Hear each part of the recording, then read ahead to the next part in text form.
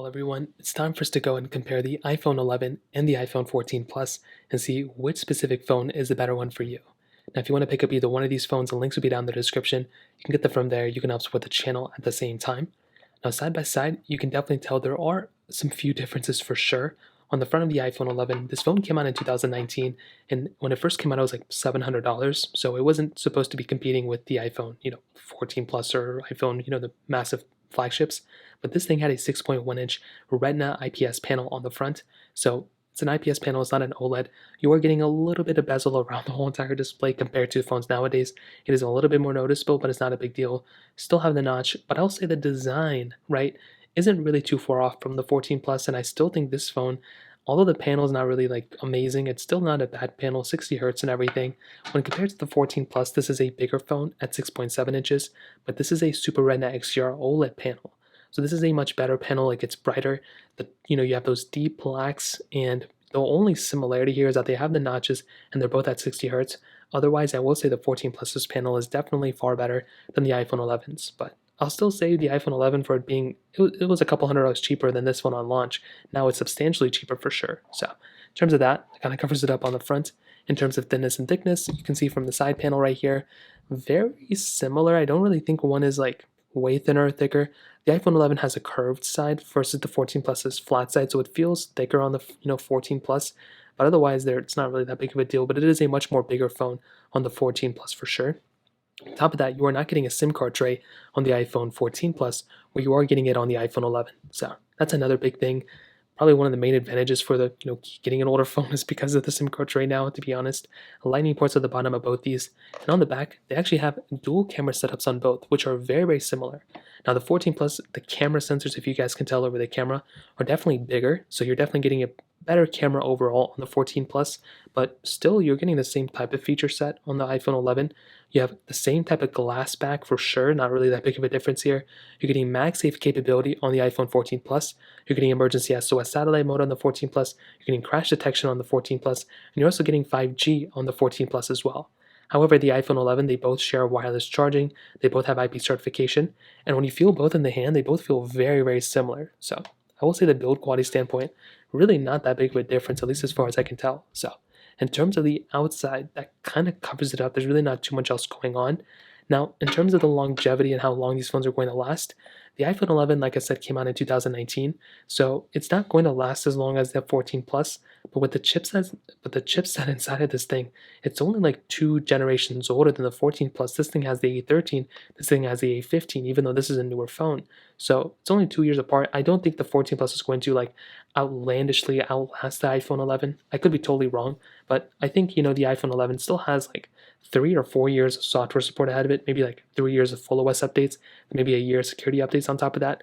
So this phone is still going to be here for a long period of time. Like this one's not going anywhere anytime soon.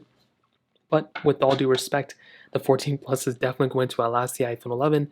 I will say probably in most areas, the 14 Plus is going to be the better phone as well. So if you have the money, the 14 Plus is going to be there for you. But the iPhone 11 is a smaller phone, and some people may prefer that. So in terms of software and longevity, they're both going to have a lot of the same features, but I'm sure the 14 Plus is going to be getting some crazy features that the 11 is not going to get at some point. So in terms of software, that kind of covers it up there. Now let's go and do a speed comparison between both these phones. The 14 Plus has that Apple A15 Bionic chip inside of it with 6 gigabytes of RAM, where the iPhone 11 has that Apple A13 Bionic chip inside of it with 4 gigabytes of RAM. So let's go and see which one's the faster one between both. Okay, there we go. All the apps are cleared out in the background, so let us get into it. Phone calls 3, 2, 1. I think the iPhone 11 was faster there. Music 3, 2, 1. And iPhone 14 Plus was faster there. Hopping out of here. So I'm getting into health 3, 2, 1. Very similar. Settings 3, 2, 1. Kind of similar as well. App Store 3, 2, 1. And the 14 Plus was faster here. Scrolling through, like I mentioned before, 60 hertz panels on both. Not really seeing that big of a difference here. Both kind of doing the same thing. Hopping out of here. I do think it's an overall smoother experience on the iPhone 14 Plus. Mail 3, 2, 1. At least in terms of like app opening and closing. They're both very similar though. Clock 3, 2, 1. Okay. Photos 3, 2, 1. Okay, 2 different pop-ups. Hopping out of this one. Camera 3, 2, 1. Okay, let's go and take a photo. Okay, I don't even think it took a. Okay, so I think they're both very similar there. some of these third-party applications I have on both. Let's go and open them up. Let's go and open up Facebook. Let's do Twitter, 3, 2, 1. About the same thing. Let's go and do thank you, 3, 2, 1. And iPhone 14 Plus definitely faster there. Let's do Snake versus Blocks, 3, 2, 1. And the 14 Plus was faster there. Hopping out of here. Let's go and get into Snapchat, 3. I don't even know where this app is. Do I not even have Snapchat anymore? Oh, there we go. 3, 2, 1. 14 Plus again is a faster 1. Let's go do it again. 3, 2, 1.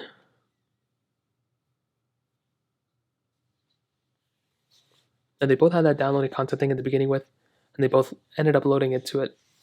The 14 Plus was faster here for sure. The 11 was a little bit behind.